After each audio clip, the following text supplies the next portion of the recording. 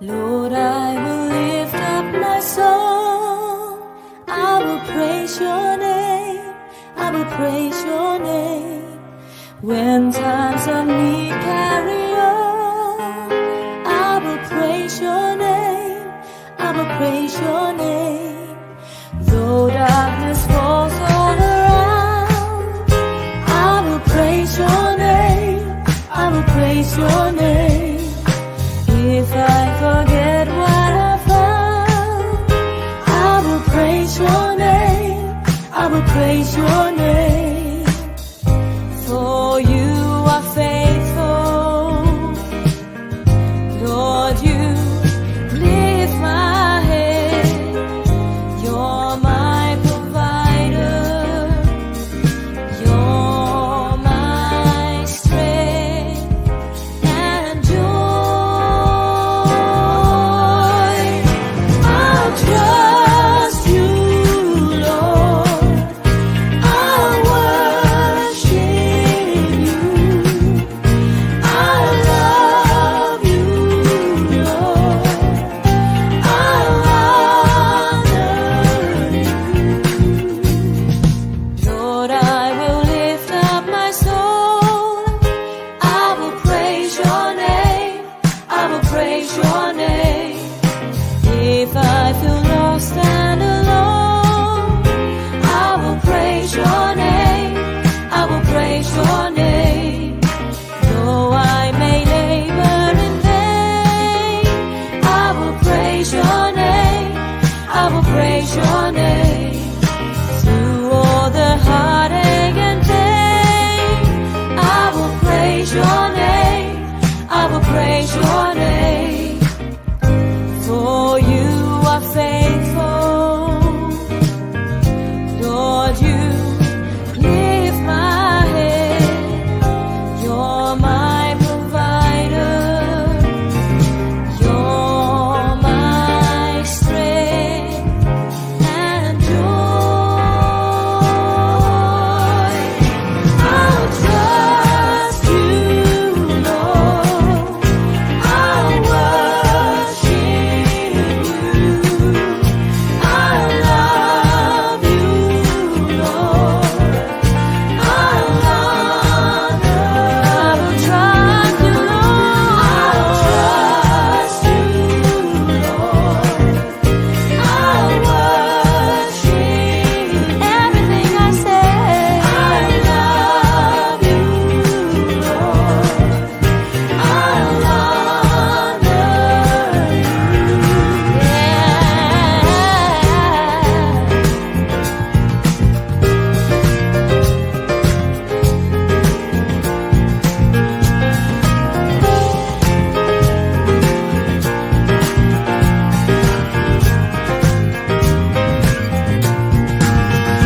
I'll trust, never let me go. I'll worship, never let me down. I'll love, forever I will love you. I'll honor, I'll trust every hour, every day. That's why I worship you. I'll praise you, Lord. I'll honor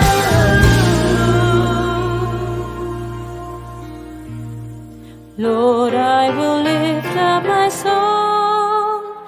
I will praise your name. I will praise your name.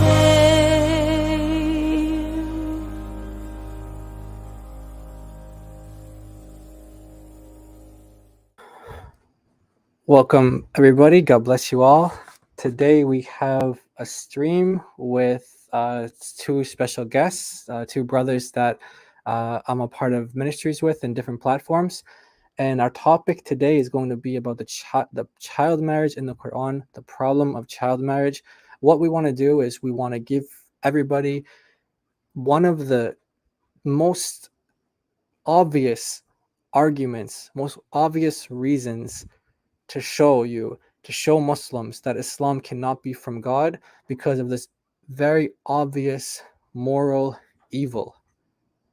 And helping me do that today, we have our brother Adam Koptic and Paul Bishop, two brothers of mine that, as I said, we do ministries together on different platforms. I want to just give a quick advertisement for our brother Adam channel here before I introduce him to you guys.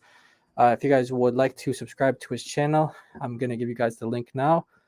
Please do subscribe. This is his channel. You guys can see he's got a few videos out already. If you guys want to check it out, please do subscribe and click on notifications. So with that link being out there, you guys wanted to, if you guys want to subscribe and click on there, please do support our brother. I want to welcome Adam. Thanks for joining us, bro.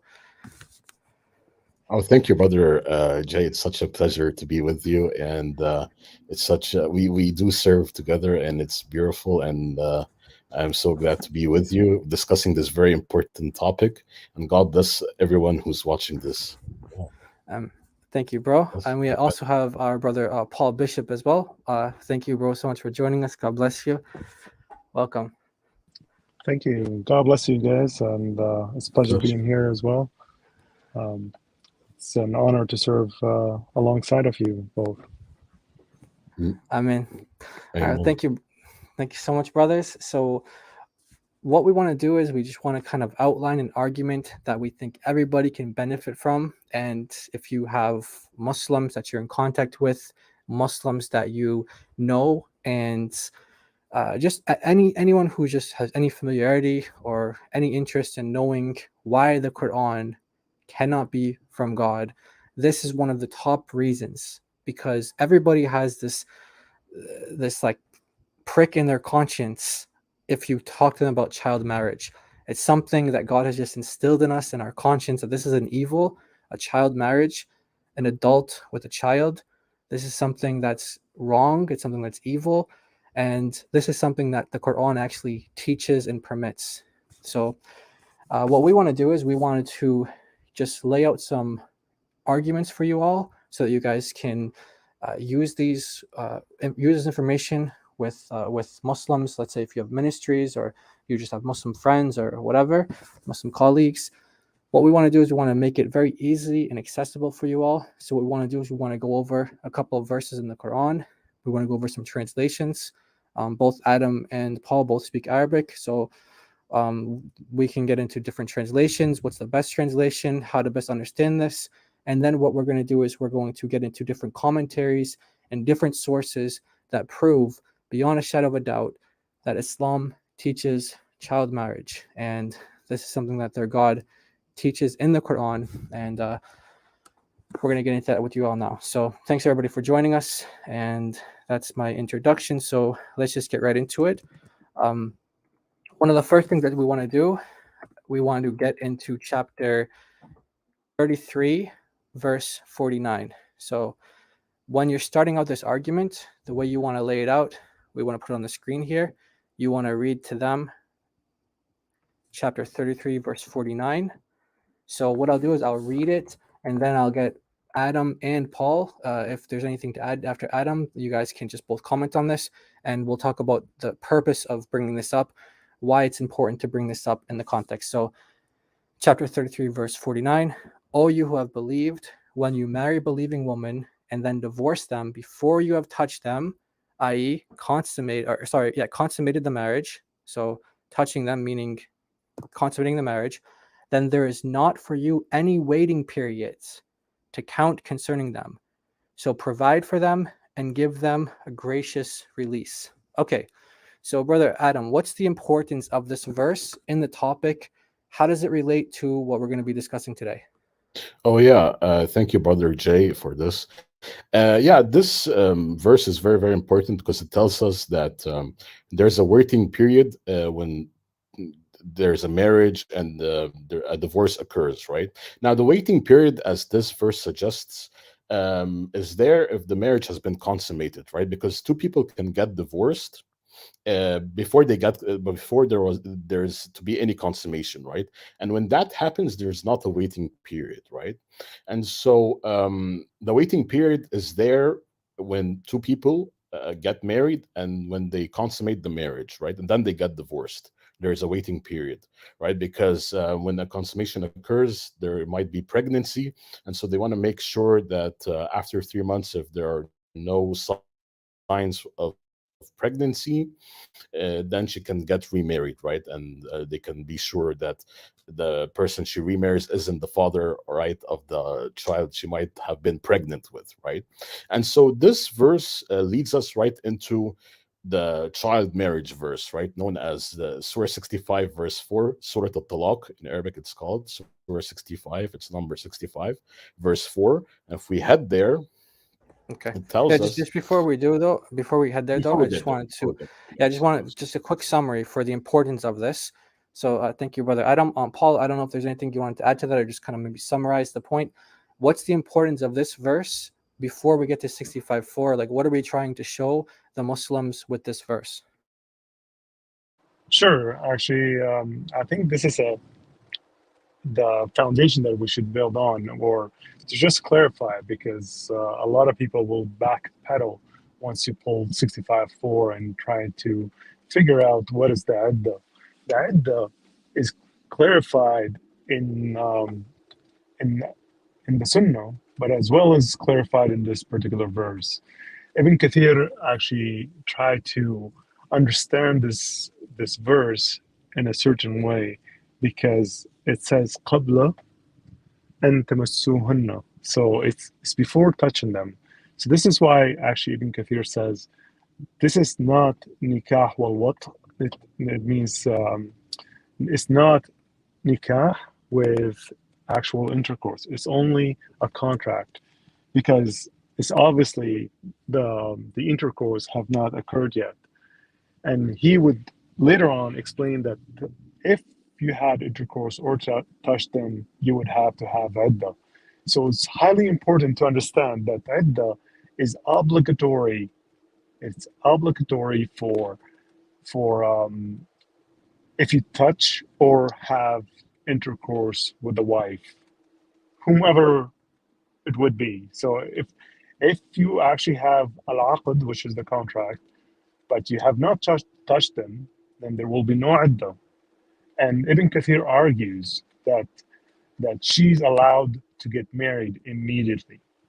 But if there's any um, sexual contact, then she's not allowed to get married immediately. She has to wait 3 months. It seemed to me that Ibn Kathir is also focused, as well as whether she's pregnant or not, on putting handcuffs on the wife or the bride that actually you contracted the marriage with. It seemed to me that he's putting handcuffs when when a husband actually had sexual contact with her. She would be obligated to wait 3 months at least. So that's the importance. Understanding what's the idda, who is it for, and how long is it. Obviously, we'll find that out in 65.4. But I think these ones are continuously going to be brought up and continuously need to be discussed, and we have to rely on the Sunni and also the Shia understanding of idda. All right. Thank you so much, brother Paul and brother Adam. So just quickly, just summarize. The first point that you want to take the Muslim to is chapter 33, verse 49. And the thing that you want to specify, and you probably will hear Arabic terms, and we'll try to translate them. That's our hope, because we want to be able to communicate to everybody the problem with this. So when you hear when Paul is saying, for example, idda, this is how they translate as the waiting period. So idda, waiting periods. Okay. This is the point of this verse. You want to show what is idda, or what is the waiting period for. It's for when you're getting a divorce, the woman who you consummate the marriage with. So there is intercourse. There's intercourse. So that's the main point. Okay, now what we want to do is we want to go to our main verse now, the verse that we are going to be focusing on. Chapter 65, verse 4. And I'll do is I will just read it here and the translation, and then I'll pass it over to. We'll just stick to the order. We'll pass it to Adam, and then Brother Paul, if he wants to add any points or repeat the important things to summarize, we will. We'll go from there. Okay. So, and for those, sorry, let me just again. So here's the reference, chapter 65, verse 4, and here we go. So, and those who no longer expect menstruation among your women, if you doubt, then their period is 3 months. So remember, the period, idda, okay, is 3 months. And for those who have not menstruated, and for those who have not menstruated, and for those who are pregnant, their term is until they give birth. And whoever fears Allah, He will make for him of his matter ease. Okay, so Adam, this is our key verse here. Most people are probably familiar with this. What are we looking at here? What's the main thing to highlight? And also, we can get into the translation, the Arabic.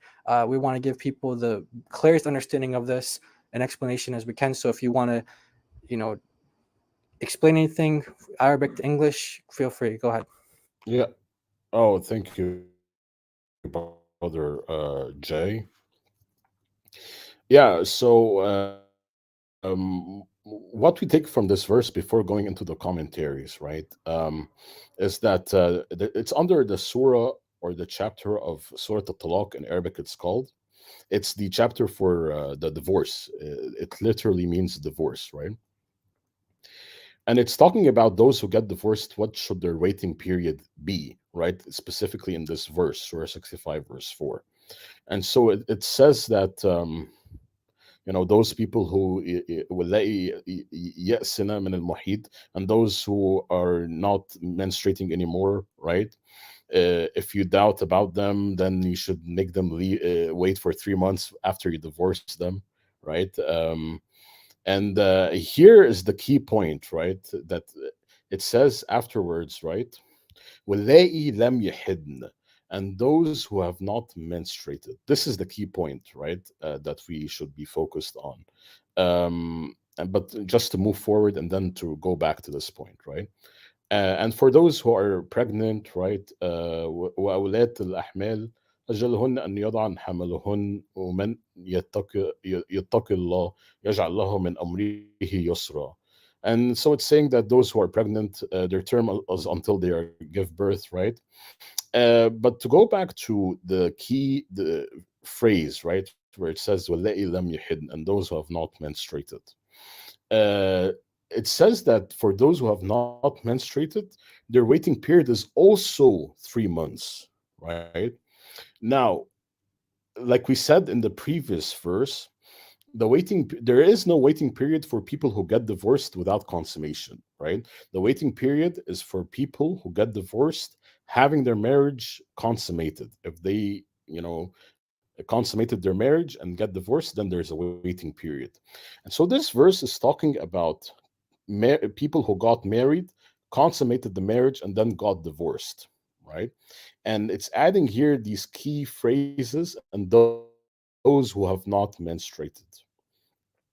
Now, those who have not menstruated can be either two types of people, right? It can be an older woman who doesn't menstruate for a variety of reasons, or it can be children, because children don't menstruate under puberty, right?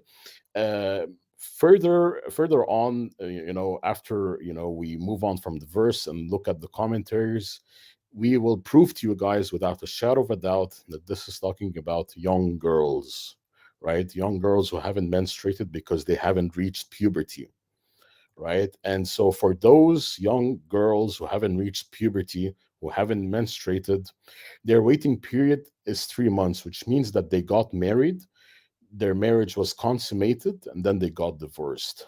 And therefore, this is a verse that tells us that pedophilia is allowed, right? Where you can get married to a young girl before she reached puberty, you can have sex with her, and then you can divorce her.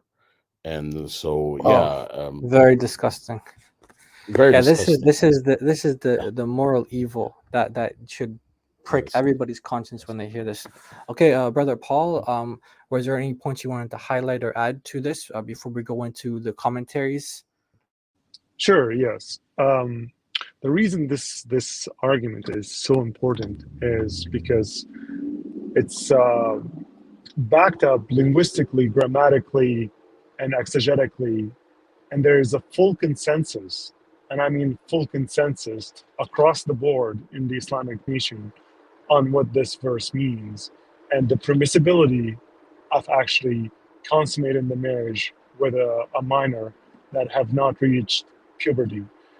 The very first thing that we need to identify in this verse, again, using these, let's say, paradigms, whether linguistically, grammatically, or scholarly, is identify the three different categories the Quran is actually describing. So the Quran describes three different categories and prescribe two different iddah.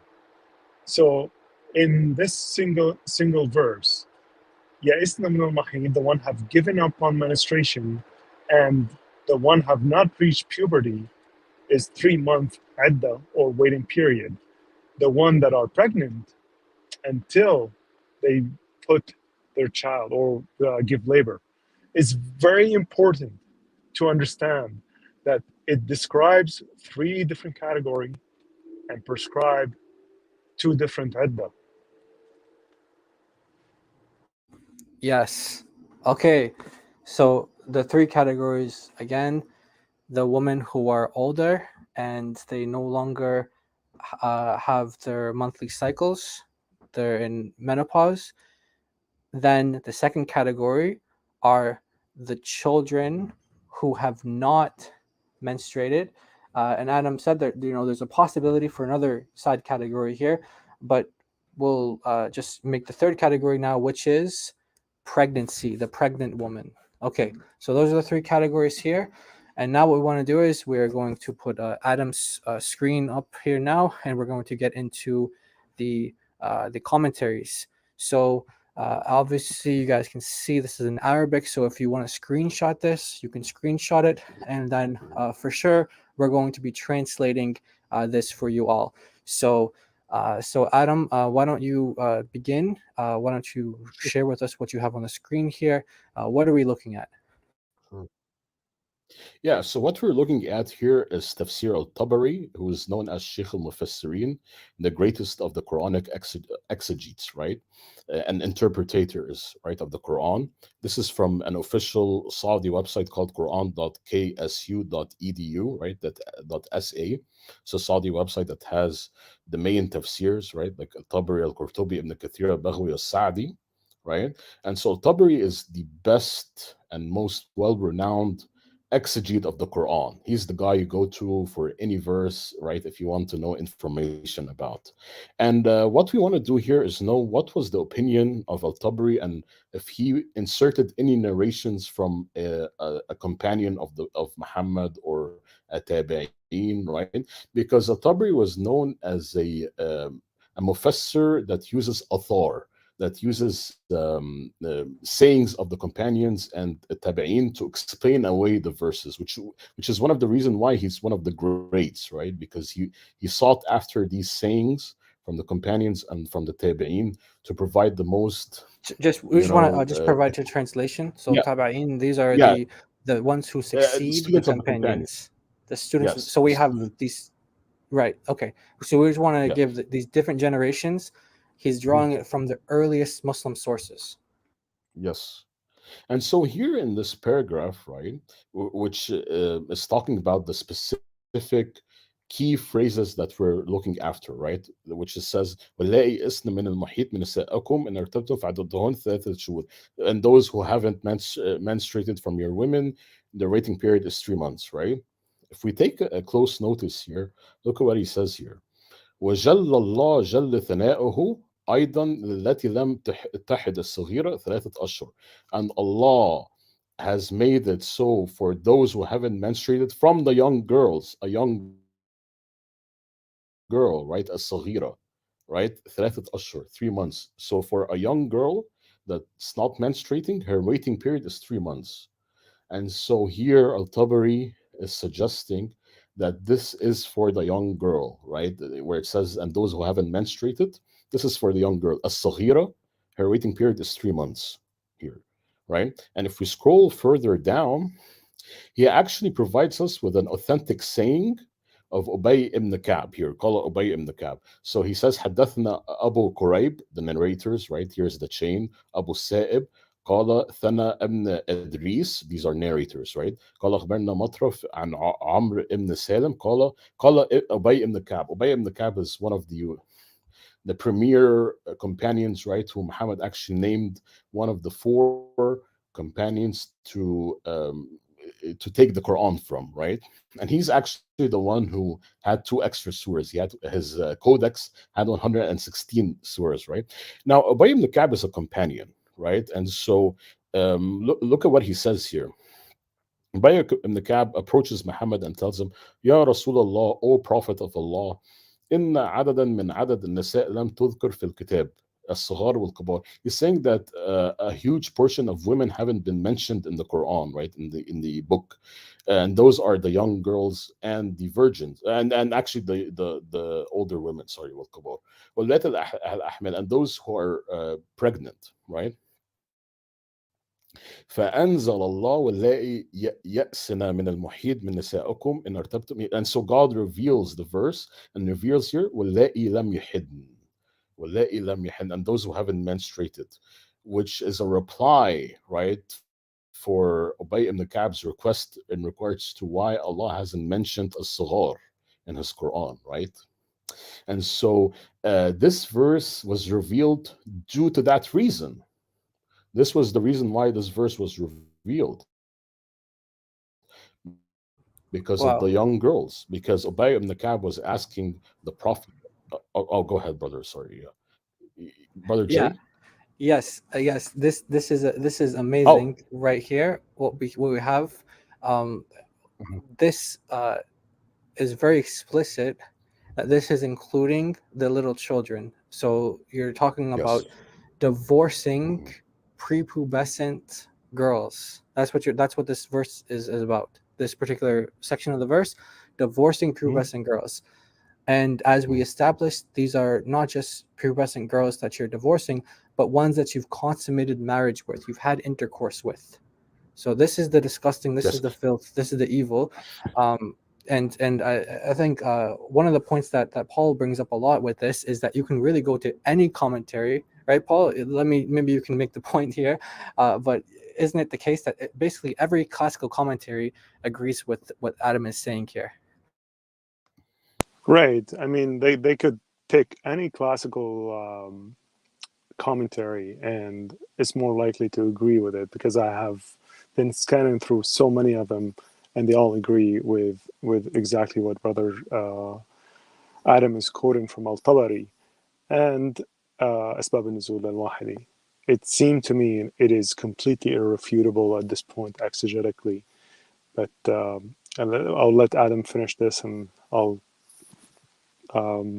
comment on this a little bit more. Okay, excellent. Okay, back to you, brother Adam. Yeah. Yeah. So let's finish Al-Tabari because he still has a lot to say here. And so Al-Tabari also mentions here An al-Suddi, one of the commentators of the Quran, right? Look at what he says here. فعدتها 3 أشهر, her waiting period is 3 months. واللائي لم يحدن بقى, right? And those who haven't menstruated, who are those? Oh, al-Suddi, right? Look at what he says. Al-Jawari, right? Al-Jawari. These are the Al-Jawari. Now, Al-Jawari, according to Islamic jurisprudence, Brother Jay, and to the audience who are listening, these are the young girls, right? And here we can go here to an Arabic lexicon. This is an Arabic lexicon called Al-Ma'ani. It's on the website al-ma'ani.com, right? A very respectful here Al-Ma'ani, right? I actually got the definition for it, Al-Gariya, right? Which is the singular form for Al-Gawari. It says, Al-Bint الصغيرة التي لم تبلغ فقهية, the young girl who hasn't reached puberty. Fakhiya here is jurisprudence, Islamic jurisprudence. And it can also mean al-ama, it can also mean a slave, right? A young slave or an old slave, right, and a young girl who hasn't reached puberty. And so going back to Tafsir al-Tabari here, they're actually making it now specific, right? That those who haven't menstruated, this part of the verse is talking about the young girls who haven't menstruated, right? And if we scroll further down, we also have an authentic chain going back to Qatada. Now, Qatada was a student of Ibn Abbas. He's a tabi'i. He's a student of the companions, right? And Qatada, in regards to that phrase about the waiting period for those who haven't menstruated, he says, وَهُنْ اللواتي قعد من المحيط فلا يحدن واللائي لم يحدن. And those who haven't menstruated, hun, they are al-abkar, the virgins. التي لم يحدن, al-abkar are the young girls who are also virgins, right, who haven't menstruated. Their waiting period is 3 months, right? And just to the last thing I wanted to say here about Tafsir al-Tabari, then we'll go to Ibn Kathir, but first we have to see what Paul has to, I want Paul to add to this, yeah, and then we'll go to Tafsir Ibn Kathir. Yeah, here it says, and this is another chain in regards to Al-Dahhak, who's one of the tabi'in, one of the students of the companions as well. He says, وَلَائِ يَأْسْنِ الْمَحِيدِ, the verse, right? وَلَائِ لَمْ يَحِدْنَ, right? And those who have not menstruated. لَمْ يَبْلُغُنَّ الْمُحِيدِ, those who haven't menstruated, right, and their waiting period is 3 months, right? And so here we, he says the Jawari are the ones who haven't menstruated, right? It's the Abkar. Al-Abkar are young girls, right, or virgins who haven't menstruated. No, Abkar are the young girls, right? Yeah. So yeah, this is talking about young children, right? He's now making it specific. Al-Tabari bringing all of these quotations that those who haven't menstruated are the young girls, right? Yeah, before we move on to Ibn Kathir as well, who is reaffirming the same commentary, I think we should pass it on to Brother Paul if he wants to add something, right, Jay? Yeah. Definitely. Yeah, Brother Paul, anything you wanted to add or say? Go ahead. Sure. So contextually, we ought to look at this a little bit further as well.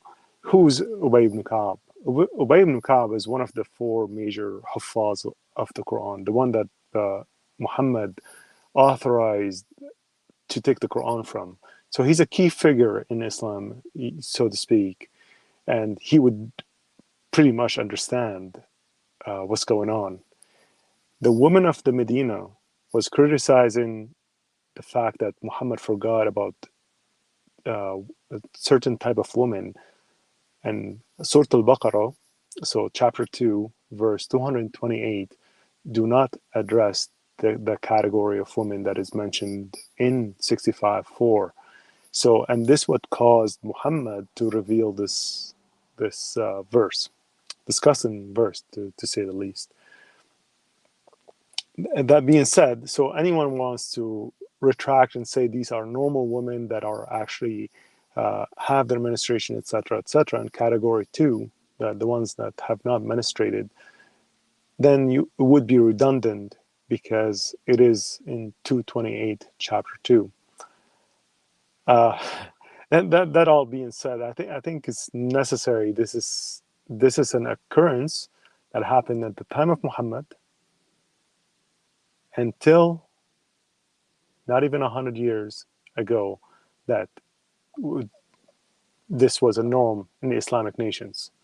And we can further discuss this, how there's fatawi or jurisprudences still ruling in the Islamic world and discussing this till today, that if this is okay or if it's not, if it's allowed to have sexual contact with children. It's highly disgusting and disturbing, but we'll take it step by step. And the challenge is to all Muslims, obviously, show us any classical exegete or mufassir that does not agree with this. Classical, not in the past 100 years or past 20 years, someone that found out this is highly problematic and decided to reinvent the wheel.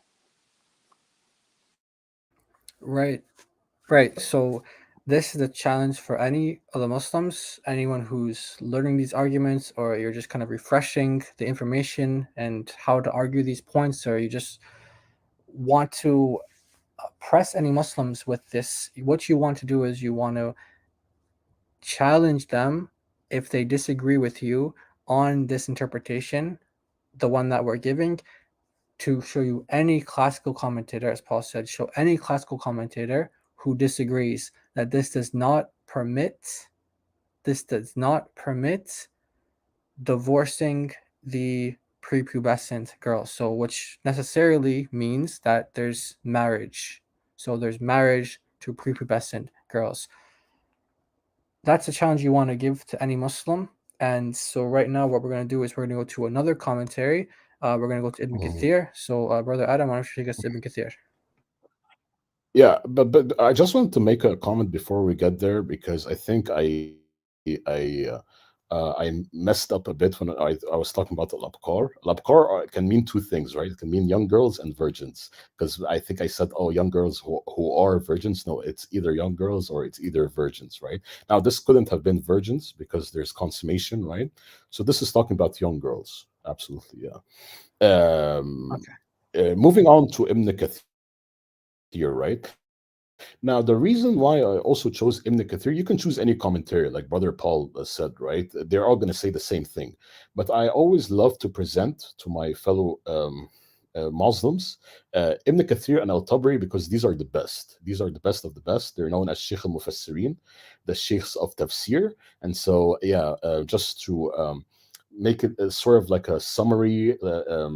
To put things together, right? Instead of providing 100 commentaries, we can just show them Ibn Kathir and Al-Tabari, and then we'll show you also consensus, right?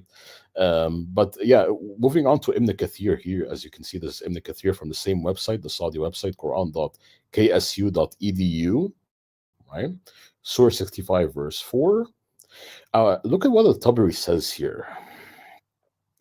It Ibn says Kathir. here, وَكَذَا Ibn Kathir, sorry. Yeah, this is Ibn Kathir. Oh, yeah. Sorry.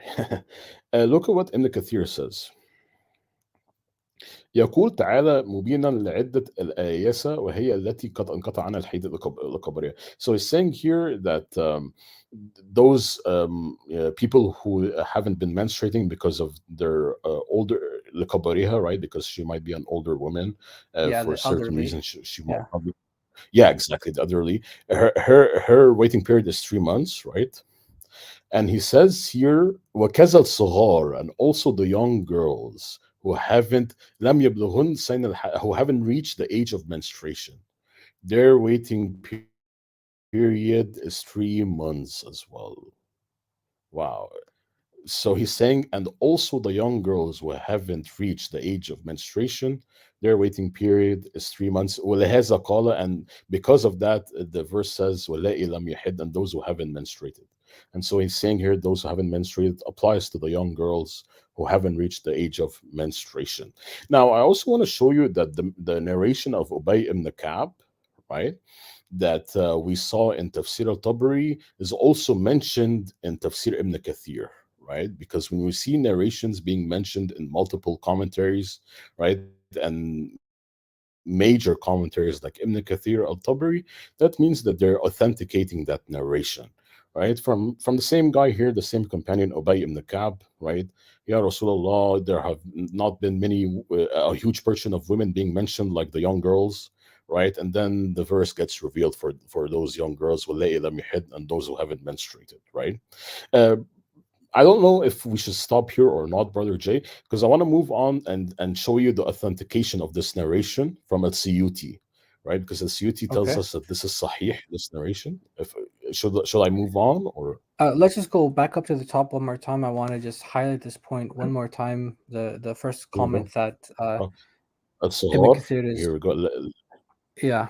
So I just wanted to just direct the viewers to please just screenshot this, and you can just go back in the video. You can hear the translation that Brother Adam gave, but he's confirming here that this is about the young girls who have not reached the age of menstruation, and he's saying that this is the exact reason why this particular part of the verse was revealed.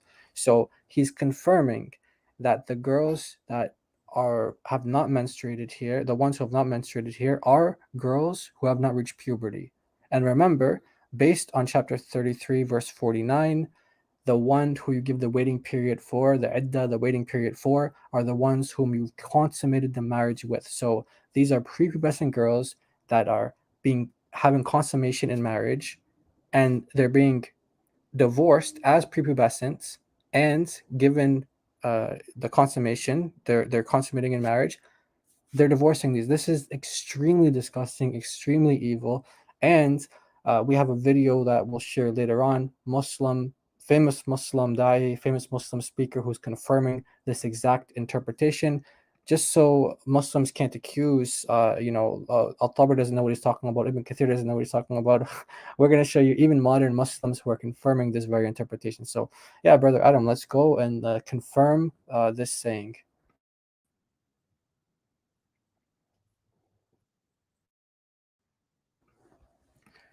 Okay, maybe there might be a little bit of lag right now. Brother Adam, are you still there?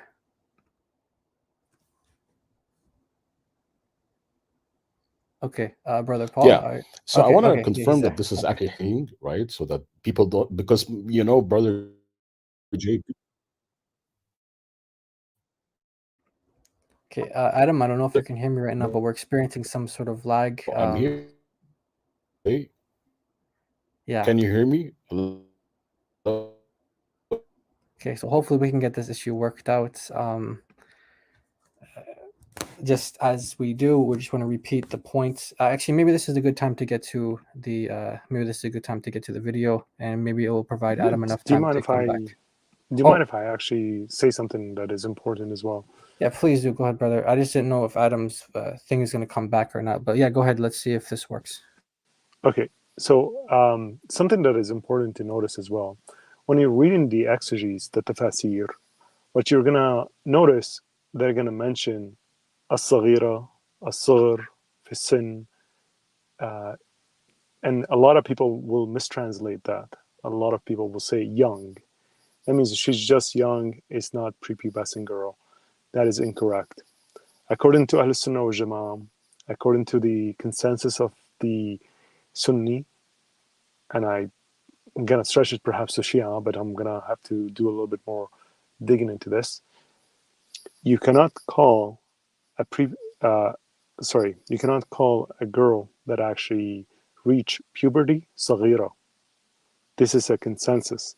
And I'll read off the website. واتفق الفقهاء على أن الصغر في الشرع ينتهي بالبلوغ, which means that, and the jurisprudent, or the ones that actually produce jurisprudences, have conceded that the little ones in Sharia or law would end that terminology. Little one or young ones will end when they reach puberty. Wow. So there you have the jurist speaking right there, that you cannot refer this term that's being used to people, to women. Well, I guess, they're girls, because just because you're having a menses doesn't mean you're not a girl. We're just thinking in the Islamic terminology is very confusing. So the jurists are clarifying that this term, little ones or the small ones, cannot be applied to the ones who have reached puberty. Okay? Precisely. Yeah. Yes. Okay. I had to do some thinking through that one because the Muslim definitions for these things are all over the place. So, but we got it there. We got it out. Okay. So, Brother Adam, we can see your screen, but let's see if we can hear your voice. Okay. Try to go ahead, brother. Can you hear me? Can you hear me, Brother Jay? Yes, we can hear you. Is this better? Awesome. There we go. All right. Yeah. So I wanted to, the same narration that was provided in Al-Tabari and Ibn Kathir for Ubay ibn Ka'b, saying to the Prophet, what about those young girls, right? And the Prophet revealing this verse to him, saying that their waiting period is 3 months, which suggests that you can marry the young girls, consummate the marriage with them, and their waiting period will be 3 months. And those young girls who haven't menstruated, who haven't reached puberty, right? So it says here, this is from tafsir.com, This is Tafsir al-Dur al-Manthur في تفسير بالمأثور السيوطي. Suyuti is one of the greats, right? He's a hadith scholar. He's also a mufassir, right? He's an exegete, one of the best, most amazing Islamic scholar, right? One of the very well-known scholars. Now look at what he says here. He says this narration, the same narration, right? Of Ubay ibn Ka'b. He says أخرج إسحاق ibn راهوية وابن جرير وابن المنذر وابن أبي حاتم والحاكم وصححه. And so he's saying here that this narration was compiled by Ishaq ibn Rahawiyah and Ibn Jurayr al-Tabari, right, the exegete, and Ibn al-Munzar, another scholar, and Ibn Abi Hatim, this is another scholar, and al-Hakim, and he authenticated it. Al-Hakim authenticated it and said it's sahih, وصححه. وابن مردوية والبيهقي في سننه, and also these other narrators in these other hadith books, and Ubay ibn Ka'b, right, on Ubay ibn Ka'b. Now I also want to tell people that here in this website it tells us this is a website, hadith.islam-db. It's an encyclopedia of hadith, right, موسوعة الحديث, and this is a great website that tells us about the narrators and their grading, because there's the signs of men and there's the grading of men, right? Some men are strong narrators, some men are weak narrators, right? Now here it tells us that this Ubay ibn Ka'b is a Sahabi, he's a companion. I just want to share something, Brother Jay, in regards to companions. The saying of a companion is binding on Muslims, right? Like you can build jurisprudence, rulings based on just the sayings of a companion. And I want to read from an article on Islam Web, right? One of the biggest Islamic websites, if not the biggest Islamic website, islamweb.net, right? Where it talks about the saying of a companion, right? It says here, أما من حيث التأصيل, from the origin, right? From the root of the matter, قول الصحابي, the saying of a companion, is انتشر ولم يخالف, if it's a well-known saying and if it doesn't contradict another saying, فهو حجة, it is binding. وإجماع سكوتية, and it is known as a consensus by silence, right? Because no one contradicts the saying, right? And it says here, قال شيخ الإسلام ابن تيمية, right? The Sheikh of Islam, right? The great Sheikh of Islam, Ibn Taymiyyah, right? Look at what Ibn Taymiyyah says in his book called مجموعة الفتاوي. من قال من العلماء إن قول الصحابي حجة, whoever from the scholars has suggested that the saying of a companion is binding, فإنما قاله إذا لم يخالفه غيره من الصحابة. It is a hujjah, it is binding if it does not contradict another saying from another companion, right? ولا عرف نص يخالفه, and there's no scripture that contradicts it. ثم إذا اشتهر ولم ينكره, and if it's a well-known saying and no one is denying it, كان إقرارا على القول, it is binding, right? وقال هذا إجماع إقراري, this is a unanimous consensus, right? And it says here, إذا عرف إنها أقروه ولم ينكروه, if the saying is known for it to not be for it to be accepted, right, and not to be negated, right? And if it and even if it doesn't, if it's not a well-known saying, وإما إذا لم يشتهر فهذا إن عرف, even if it's not a well-known saying and it's not spread, right, among the scholars, لم يخالفه, and there's no other saying that contradicts it, فهو حجة, it's binding. So the basic gist of this is that the saying of a companion is binding on Muslims if it doesn't contradict another saying from another companion. So what I want to show you is that Ubay ibn Ka'b, right, with a sahih chain to Ubay ibn Ka'b, is actually saying that this verse was revealed for the young girls who haven't menstruated. And like I showed you guys, the saying of a companion is binding on Muslims.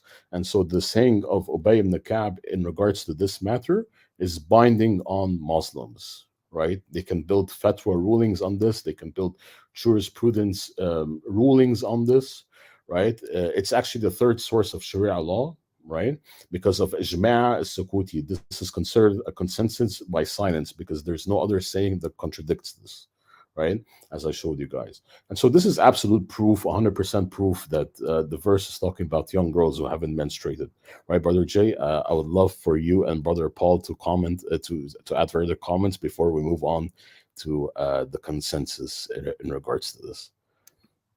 All right, great. Thank you so much, brother. So this is another important point, that if you have a companion that says something, Muslims have this idea of a silent consensus, which basically means that they don't have to outright say, I agree with this, but the fact that they're not saying anything and they're not saying anything that contradicts it means that there's a consensus, there's an agreement on this. So we have this authoritative, these binding statements now to the Muslim community that this is the interpretation of the verse. And let's give it to Paul. Paul, go ahead, brother.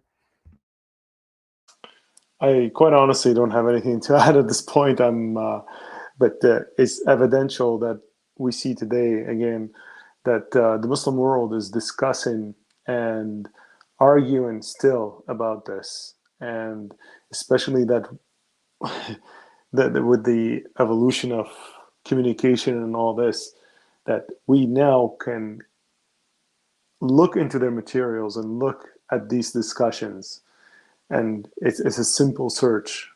If you know Arabic, you will dig into this filth or this dirt easily. And I'm looking forward to Brother Adam to list all the consensus right now.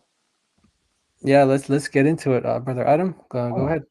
Awesome. Yeah, I'm also excited. Before we get into it, I also I want the viewers to maybe take a look at this. This is Islam Web in the English version, right? I want to tell the people, show you the viewers, that a consensus in Islam, in Sunni Islam, is binding on Muslims, right? It's considered the third source of Sharia law, of legislation. It's the source of legislation, right? And it's absolutely binding. So if you find a consensus of scholars, Muslims have to obey it, right? It's binding on them. It says here, consensus is one of the sources of legislation, an authentic reference to Muslim scholars, the four Imams, and others. Evidence for this is the saying of Allah the Almighty, which means, and whoever opposes the messenger after guidance has become clear to him and follows other than the way of the believers, we will give him what he has taken and drive him into hell. And evil it is as a destination. Therefore, if the believers maintain consensus over an issue, those who oppose are threatened with torment. Right? And so you cannot really oppose a consensus, right? You cannot oppose a consensus. It's binding on the Muslim.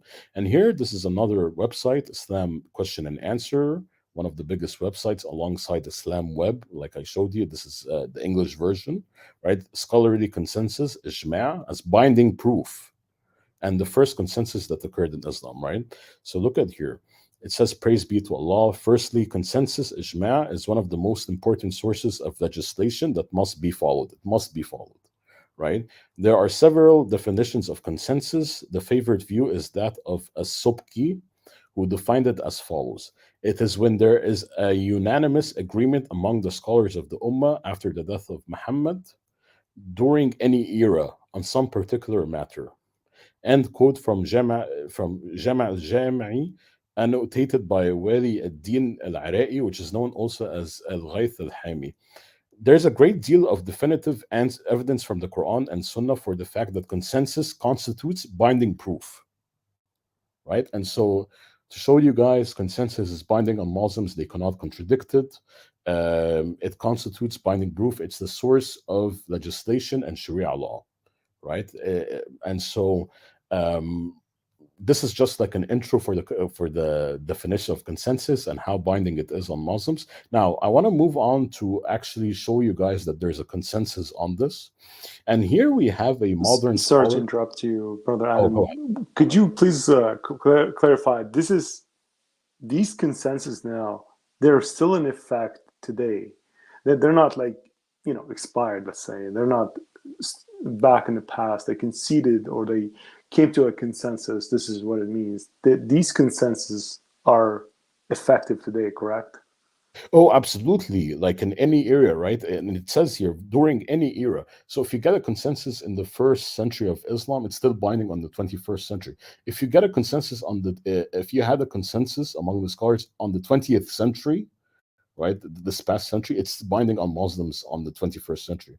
And so if you get a consensus during any era, it will always be binding on Muslims, and they cannot like contradict it or do something to oppose it. It's there, right? It's there for forever, right, until Judgment Day. And so yeah, it's during any era. If there's a consensus, halas, it's a closed book. They have to Wow. follow it. Even though it's criminal today, and it's hunted by the Yes. police, and Yes. okay, Yeah. just making sure. Oh yeah. So this is absolutely. Islamic law. Yes. This This is Islamic law. Wow. Yeah. Okay. All right. Let's continue on, brother. Let's see. Yeah. You're about to show us the consensus now. Let's see it. Yes. And so here I'm going to show you two websites for the consensus, right? This is the official website of a contemporary scholar called Sheikh Saleh Al Fawzan, right? Sheikh Saleh Al Fawzan is the greatest contemporary scholars living in Saudi Arabia right now. He's actually part of the Council of Fatwas, Dar al Ifta', right? The Council of Fatwas for Saudi Arabia.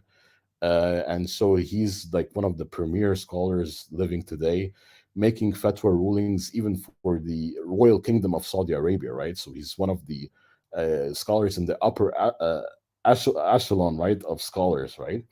And look at, he wrote an article here actually about this issue in 2017, just 5 years ago, right? In regards to tazwij as-saghira, the marriage of a young girl without puberty, before she reaches puberty, from someone who's from min kaf sa'igh ijma'an, from someone who is capable, right? And he says here ijma', this is an ijma', right? So let's get into his article here. In the middle here, he actually quotes the verse, right? وَاللَّائِي يَأْسٍ مِنَ الْمُحِيضِ مِنْ نِسَائِكُمْ إِنْ ارْتَبَطْتُمْ فَعِدَّتُهُنَّ ثَلَاثَةَ أَشْهُرٍ وَاللَّائِي لَمْ يَحِضْنَ. And those who are not menstruating from your women, if you're afraid their waiting period is to be 3 months, and those who haven't menstruated, right? He says here, أي الصغيرات, and those are the young children, التي لم يبلغن, who haven't reached the age of menstruation, right? فعددهن, and so their waiting period is 3 months. مثل يائسات من المحيط, like those who are not menstruating, the elderly women, right, who reached menopause, right? So they're exactly like the people who haven't reached menopause.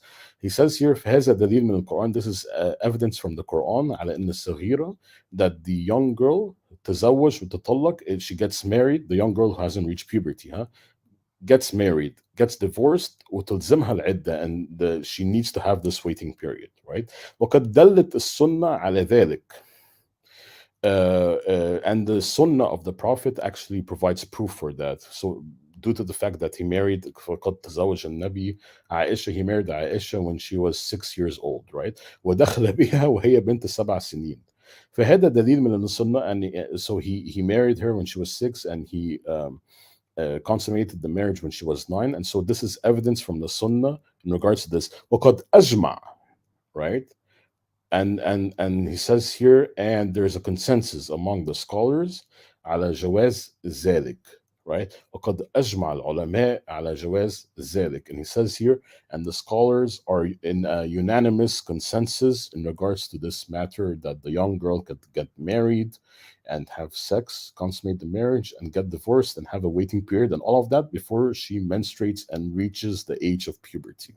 And he says here actually that this is proof from the Sunnah of the Prophet, that when he married Aisha, right, at 6 years old, and consummated the marriage at 9, and so he's saying that, oh, Aisha was a young girl, she fits that description of those who haven't menstruated, right, when Muhammad consummated the marriage.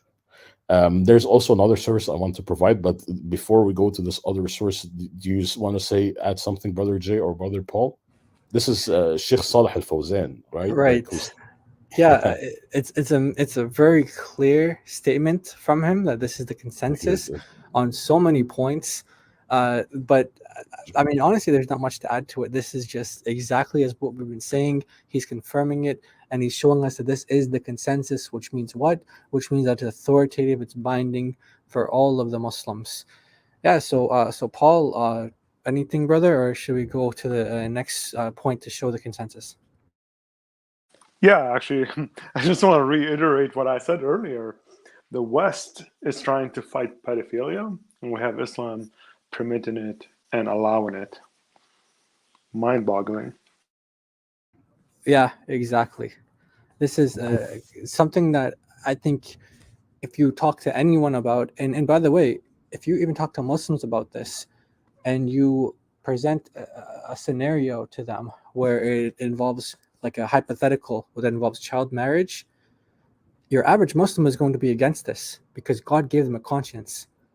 Most Muslims do not know about this, all despite the fact that this is a consensus, despite the fact that this is taught in the Quran, it's taught in the Sunnah, it's taught by the companions. It's right. This is, there's a solid consensus there amongst the companions, and then it's taught throughout their literature through the ages. We've gone through commentaries that really go through a wide range of different dates that they're all saying the same thing. So your average Muslim doesn't know about this. Your average Muslim is going to be just as disgusted and thinking that it's evil. That's a prime opportunity to show them what the religion actually teaches, and then presents you with an opportunity to give them the gospel, the truth, the true message of God.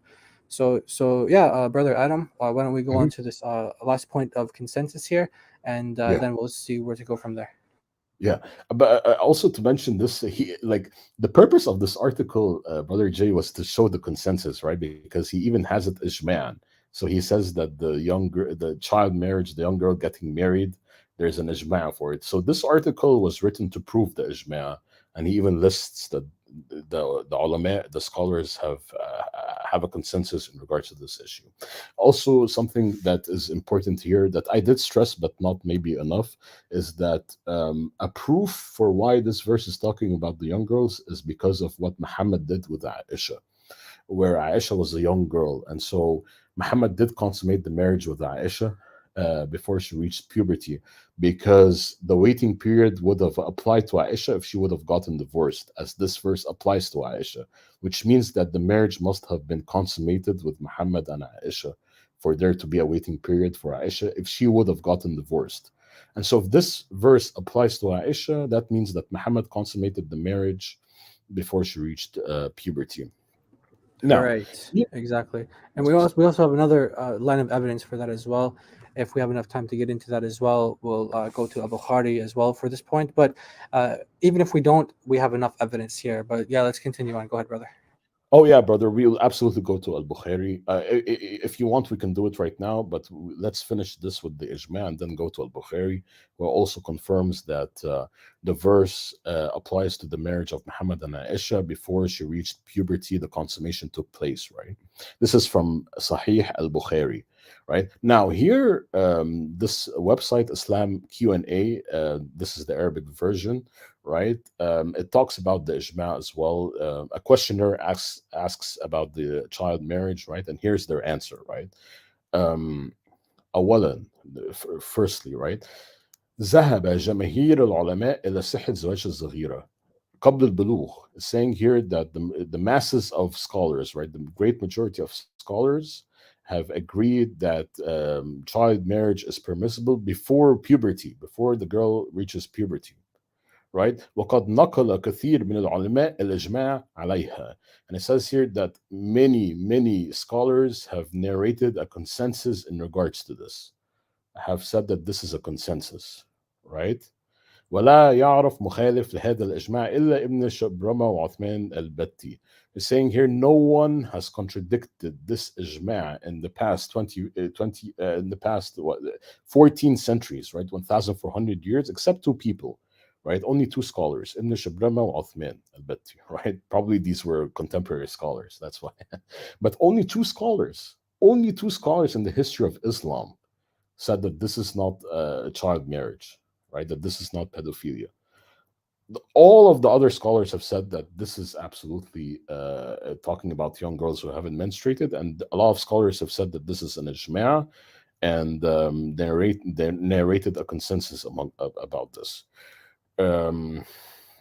Yeah, and it says here, من أدلة الجمهور, and the evidence that the great majority of scholars have used is that verse, Surah 65, verse 4, right?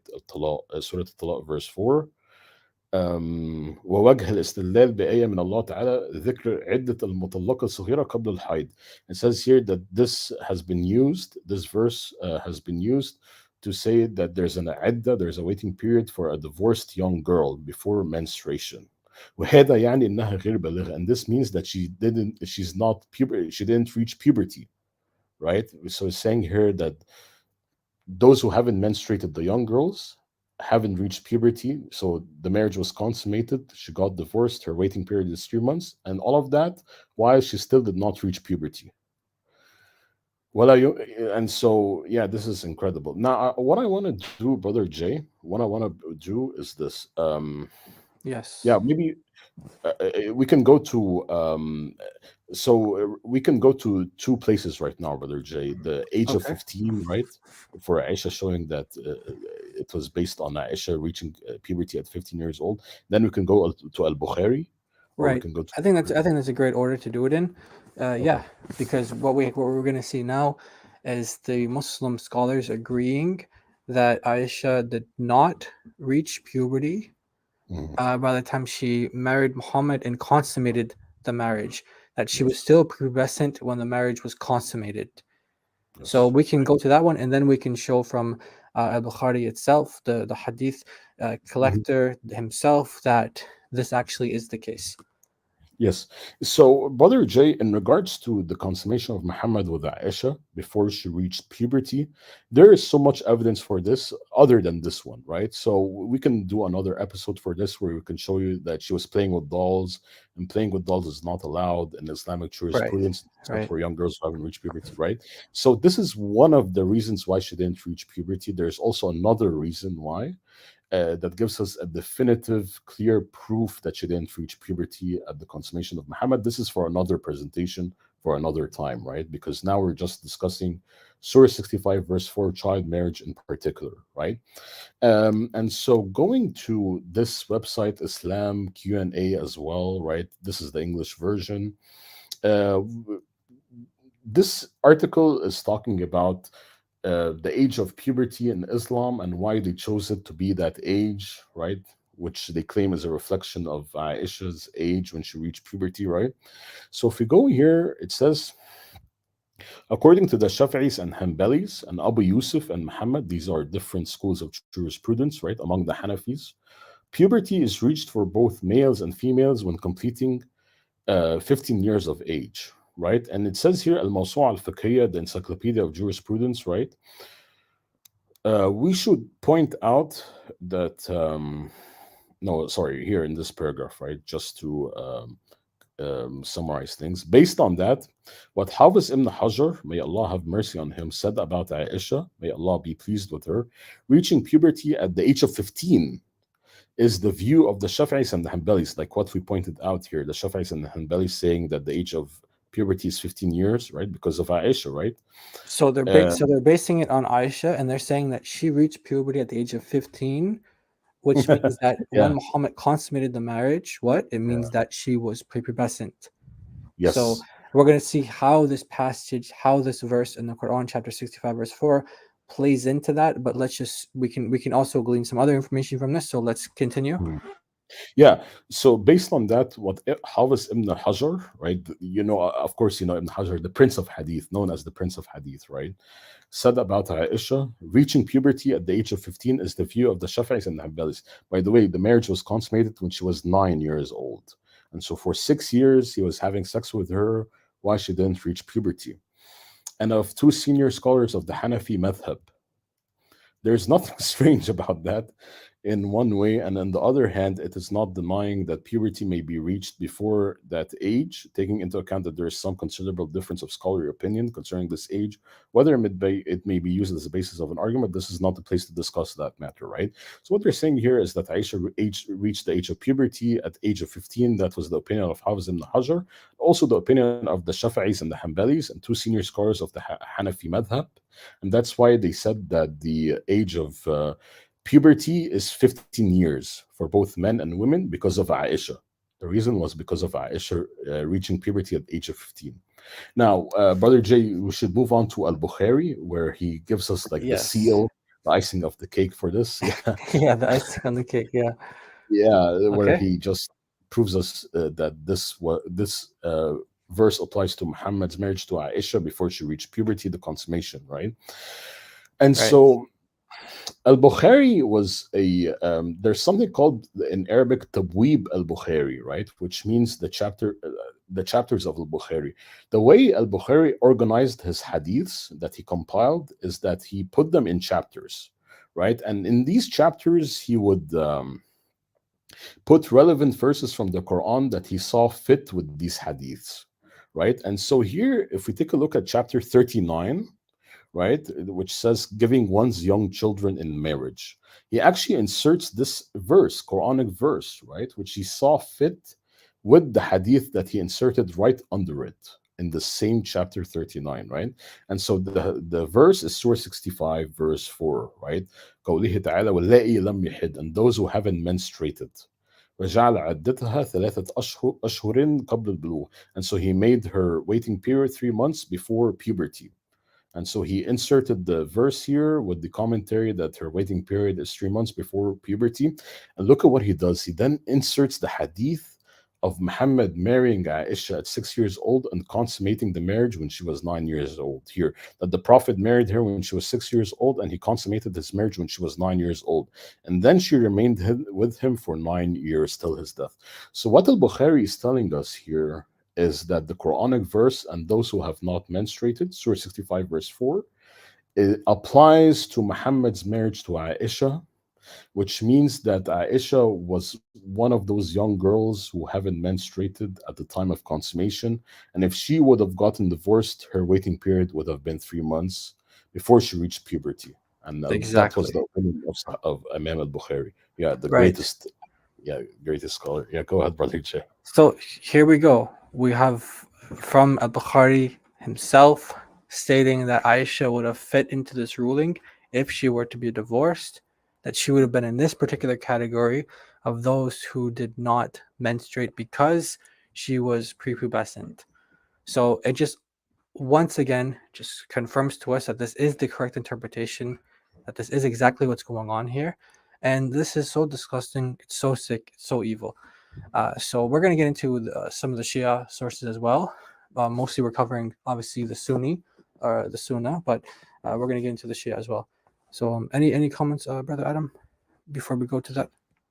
Yeah, so just to provide like a conclusion or a summary to this, this verse, I got to the best commentators, which is Al-Tabri and Ibn Kathir, saying that this is about young girls, right? Then we moved on to a Sahabi, a companion, saying that this is about the young girls. And the saying of a companion I showed you is binding on Sunni Muslims. Then we moved on to a consensus.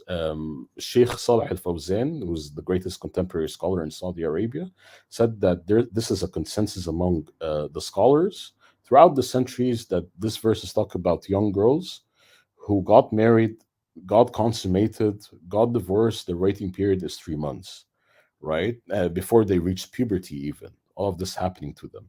Then we moved on to a very prestigious, one of the biggest websites, Islam Q&A, saying that a lot of scholars have said that this is a consensus, that this verse applies to young girls who haven't menstruated. And we showed you also Al-Bukhari agreeing that this marriage between Muhammad and Aisha happened before Aisha reached puberty, and providing the verse وَلَائِي لَمْ يَحِدْ, and those who haven't menstruated, to suggest that this is talking about young girls, and the marriage of Muhammad and Aisha applies to this verse, right? And so what I also want to finish this off with is that this is irrefutable evidence what we provided you in two ways. The saying of a companion, like I told you, is binding, and also consensus, which is the third source of Sharia law and legislation. And so no Sunni Muslim can contradict a saying of a companion, nor the consensus of scholars. And so due to these two sources of Sharia law and legislation, they tell us that this verse, Surah 65, verse 4, is absolutely talking about young girls who haven't reached puberty, and there's no denying this, and no one can refute this. It's binding Wow. on Muslims. Yeah. Extremely conclusive, and it should just really be something like that just disgusts people, that this filth, that this evil is like, this is something that they believe is really from God. Like, it's amazing to me. This is one of the ultimate proofs to show that this cannot be from God, because this goes against anyone's conscience.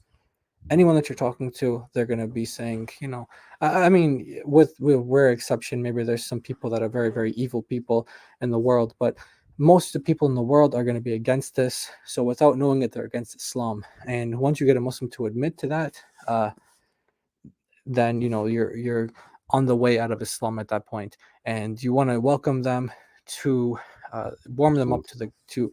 Oh, sorry, we have Brother Paul back. We'll bring him in a second. Okay, great. Yeah. So then, of course, at that point, what you want to do is you want to introduce them to the gospel. That's the main goal with all of this: to tear down Islam, show them the evil of Islam, and then show them the beauty of our Lord and Savior Jesus Christ. So Paul is going to get us into the Shia sources. So Paul, if you're ready to do that. If not, we can get to a video where we show a Muslim speaker who's confirming the very point that we've been making this whole time. Sure. I just want to give the confidence for anyone that want to argue this against Islam. This is applicable to any Muslim, regardless what kind of Muslim you are, even the Shia. So we need to get into the fact that if we want to look at what Shia regard as prepubescent marriage and the rulings on it, we ought to look at the biggest nation that contains Shia, and that would be Iran. Iran would be approximately about 80 million, perhaps, Shia, and they have a mufti. We have Sistani and Al-Khomeini, the most respectable scholars and mufti, and their names or titles are a few phrases. They're not just Al-Imam Al-Khomeini. Then it goes on and on, Ayatollah, etc., etc. And just to understand the caliber of Al-Khomeini and Sistani is try to imagine the bishop of an entire country, or in a more analogous to it, perhaps, the Pope. So this is the caliber. This is the caliber of this particular person, and that wrote a book, both of them, and in Al-Khomeini. And I think this is, you think that wasn't discussed enough? Wait till you hear this, Brother Jay. It's hard for me to read, and it's hard for me to even translate. This is from... Yeah, we need a very G-rated translation. Okay. Obviously, we can't change the Arabic, but for the translation, we'll need to have it very G-rated. Okay. So the book that Al-Imam Al-Khomeini, that's Mufti Iran, he's no longer there, but he wrote a book called Tahrir al-Wasil, and it is Juz' 2, which is part 2, or volume 2, volume 2, page 41, sorry. Precisely, issue 12. And I'll send the link, and you can perhaps post it. Do you want me to do that right away while I'm talking? You can read it first, and then afterwards you send me the link, and I'll share it in the chat. No problem. You bet. Okay. لا يجوز وطء الزوجة قبل إكمال 9 سنين دواما كان النكاح أو منقطعا. It's not allowed to have intercourse with a wife before 9 years old, continuous or continuous intercourse or on intervals. وأما سائر الاستمتاعات كاللمس بشهوة والضم والتفخيذ فلا بأس بها حتى في الرضيعة. But for the rest of the enjoyment, such as touching with desire, hugging, and thighing, there's no issue with that. Even with a breastfeeding baby. Wow. The term Wow. the term thighing is the most disgusting part of this as well. I can't gyrate that. Honestly, I just can't. If you really want to know what that means, use the worst kind of imagination and think of thigh-in. So that being said, it goes on and talks about the damage that you could possibly cause if you have intercourse with a girl before she reached 9 years old, and the fact that if you damage her, there will be no legal ramification to that. So Wow. like it goes on and on and on. But the permissibility of thighing a toddler, or not even a toddler, a breastfeeding baby, is disgusting enough. If you think Such that, evil, man. Wow. yeah, if you think that Shia are better, this is something they have to address. And again, if any Shia would say, "Oh, I don't believe in Al-Khomeini, and Khomeini, I don't have to follow him," sure, you're absolutely right. But here's the problem. Why did Al-Khomeini use 9 years old as a benchmark? Why did he say before 9 and after 9 in this passage? And what's the significance of 9 years old? It's obviously not puberty. Right. It's not a random number either, right? Yeah, There's a reason exactly. why. There's a reason. We can speculate why, and we possibly know why.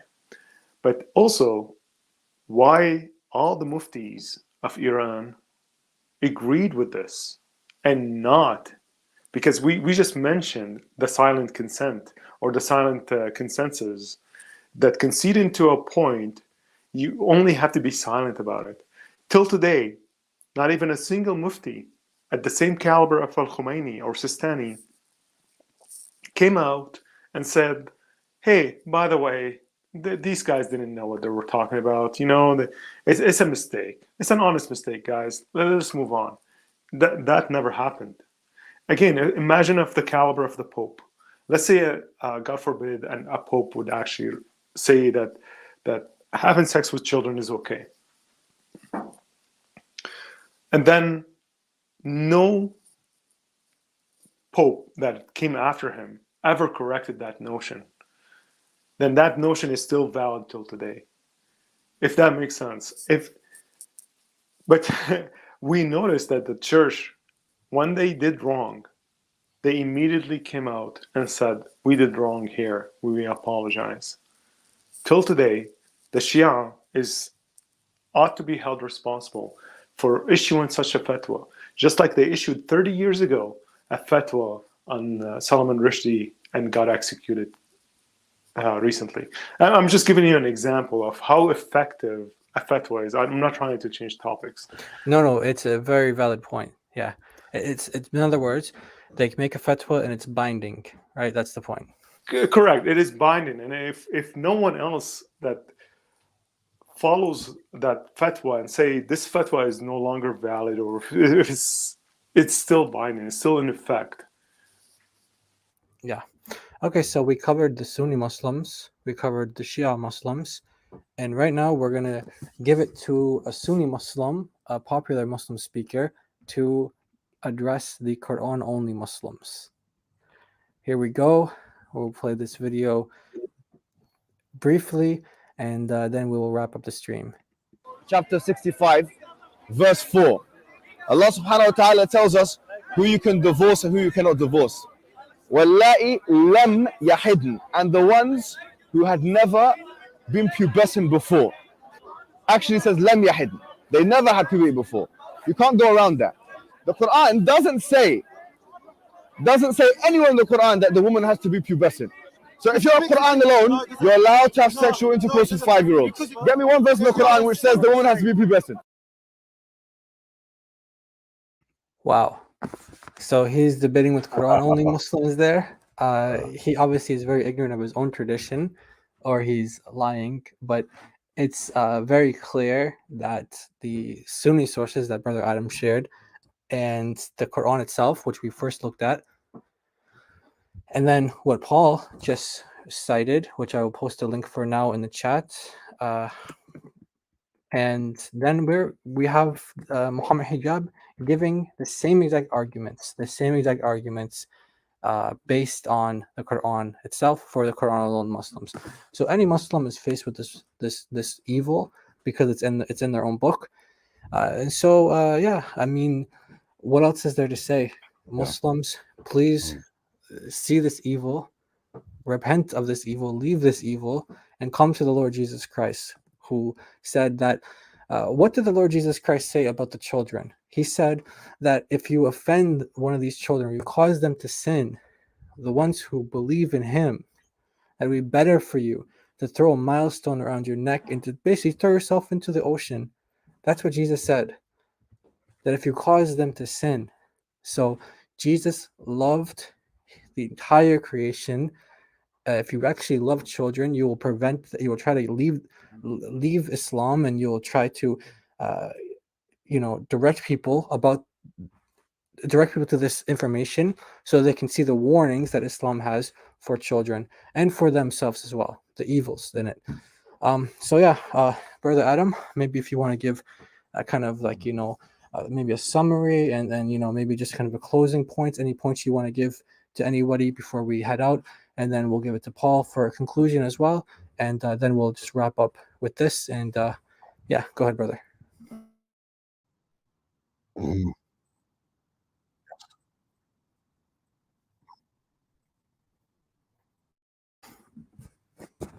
Thank you Okay, to Brother Paul Bishop and to everyone who's listening.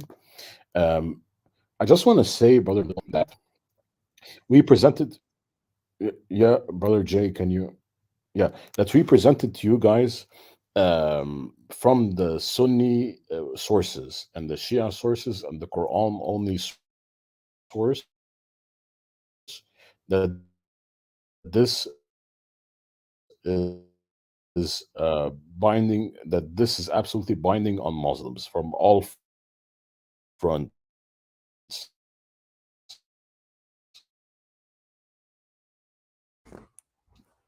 Brother Adam, the sound is breaking up Right. again. That Allah. Okay. Yeah, Brother Adam, unfortunately, brother, the sound is breaking up. Why don't we give it to Paul? Paul, if you can just make a conclusion, maybe a summary. It doesn't have to be any type of length, just whatever you want to say to kind of wrap up. And then hopefully Adam's sound will be working and we'll pass it to him after. Sure, you bet. The common objection we get with this is an attack on your person. So if you're going out and using these arguments today, tomorrow, or whatever, you'll notice a common pattern. The pattern is they will attack you. They'll never address this, because this argument is irrefutable linguistically, grammatically, exegetically, with consensus. This is the most powerful argument that you can possibly use against Islam, because there's no way out of it. Absolutely not. And they will always appeal to something that is not founded in any truth. So I hope you have enough confidence today to actually perhaps use it in the near future. If not, you also have the moral duty of sharing this information with others. Because if Islam is actually permitting pedophilia, you have the moral duty to raise awareness and perhaps share the cause of making it illegal. Because I cannot reconcile this with any constitution that wants to protect the children. I could not wrap my head around this. And it doesn't matter what kind of Muslim they are. As you noticed, Quran only is stuck in the same dilemma. Shia have their scholars calling for thawing of babies. The Sunnis consummating an intercourse with a prepubescent girl is 100% allowed. There's no way around this. I thank you, Brother Jai and Adam. You guys are very thorough, and may God bless you. Thank you, brother. God bless brother, you. Yeah, brother Adam, let's see if your sound's working now. Go ahead, Josh. voice is awesome. Yeah, I just want to also say that, like, what we presented to you guys is irrefutable evidence, right? That pedophilia is prescribed in Islam. Now, truly believe that this necessarily debunks Islam, right? Because how can you have an all holy God prescribing something that modern day science, right, is saying is a sexual disease? It's a mental disease, pedophilia, right? And also, this necessarily debunks the prophethood of Muhammad, because how can you have a prophet who's a pedophile, right? You cannot really have a pedophile prophet. As we showed you, Muhammad had